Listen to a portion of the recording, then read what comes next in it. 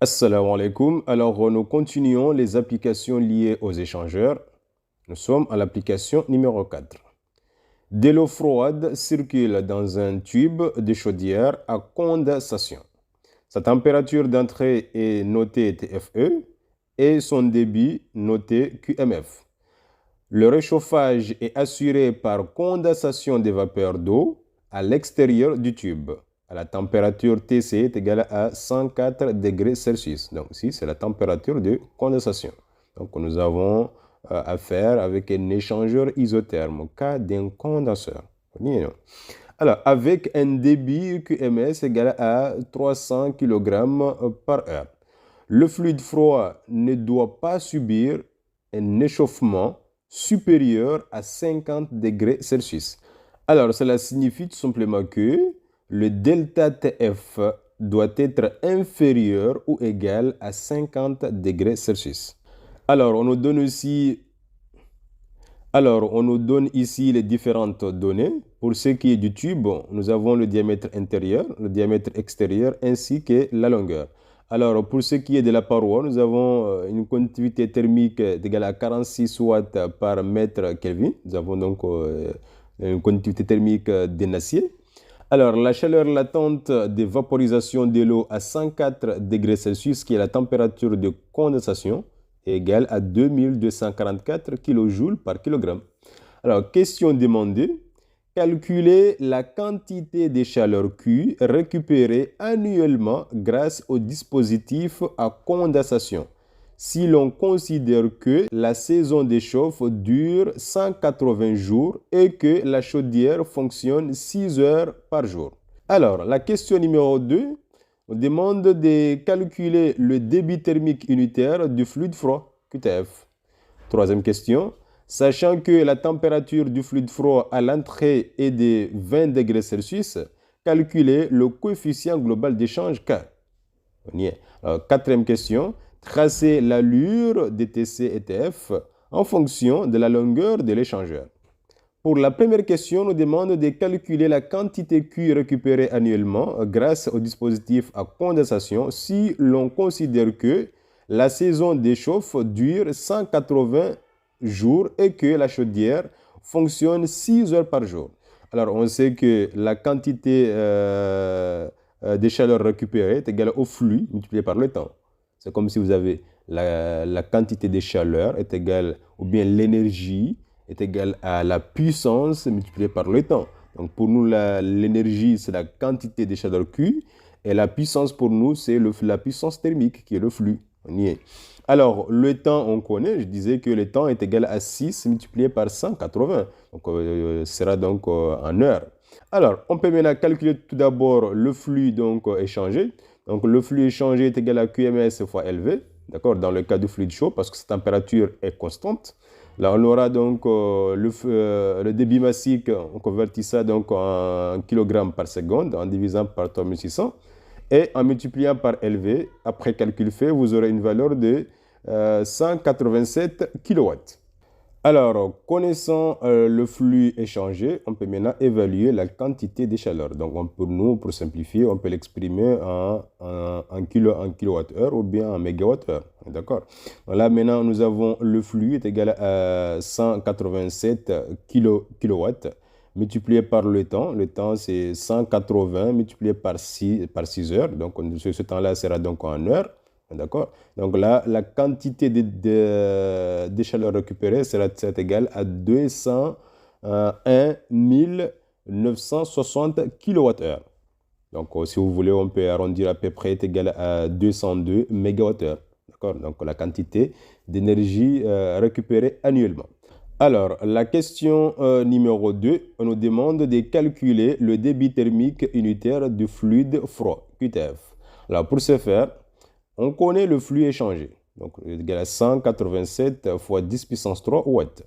On connaît le delta F maxi qui est égal à 50 degrés Celsius parce qu'on nous a dit que le fluide froid ne doit pas subir un échauffement supérieur à 50 degrés Celsius. Ce qui signifie que la variation entre la température du fluide froid à la sortie moins la température du fluide froid à l'entrée doit être inférieur ou égal à 50 degrés Celsius. Donc pour nous, la valeur maximale de cette variation est de 50 degrés Celsius.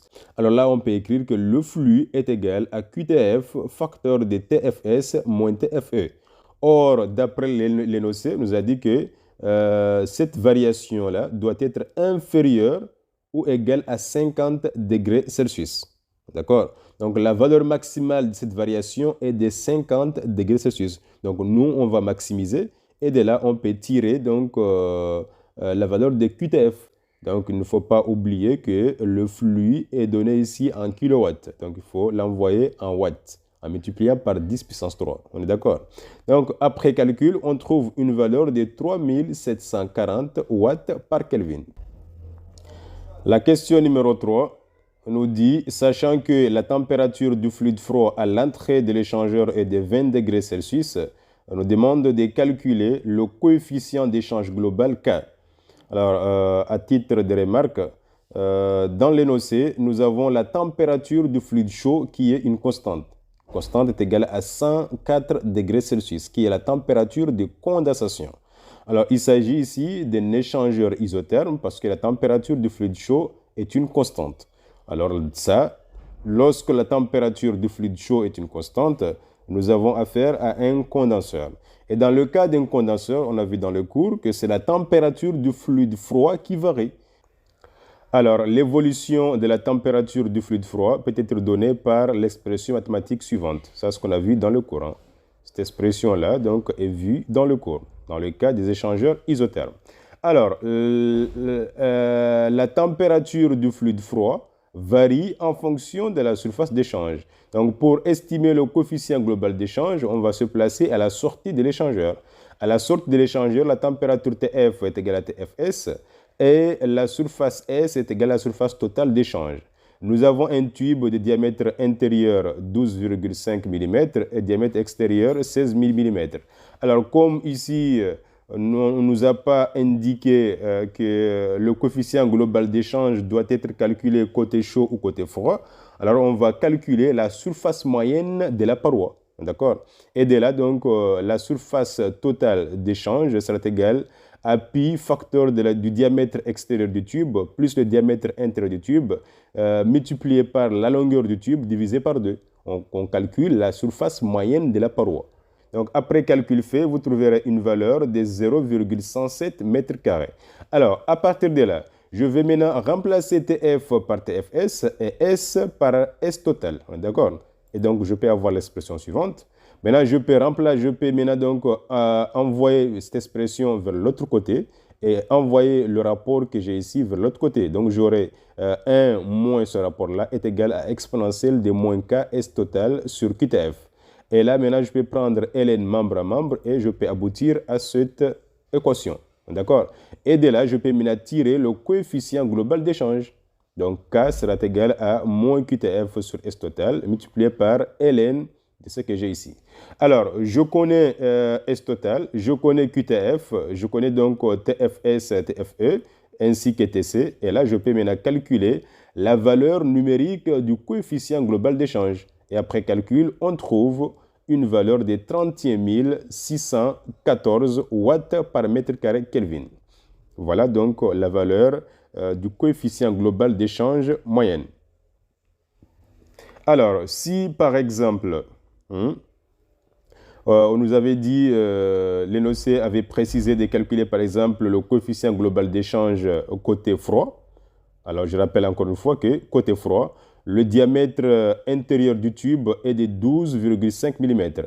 Alors, la surface totale d'échange serait pi fois petit d fois L, tout simplement. Alors, si c'est côté chaud, ça sera donc le diamètre extérieur. D'accord? Ça sera donc pi fois grand D fois L.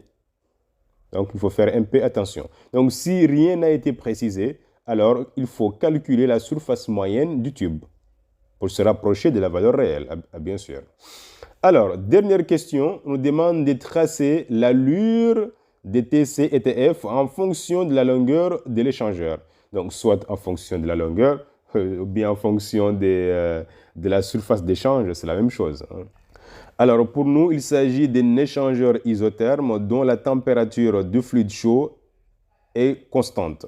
Alors, si la température du fluide chaud est constante, donc nous avons affaire à un condenseur. Et dans un condenseur, la température du fluide chaud reste constante et la température du fluide froid varie en fonction de la surface d'échange. On est d'accord? Donc, le modèle graphique peut être donné comme suit. Donc, vous avez ici la température du fluide chaud reste constante.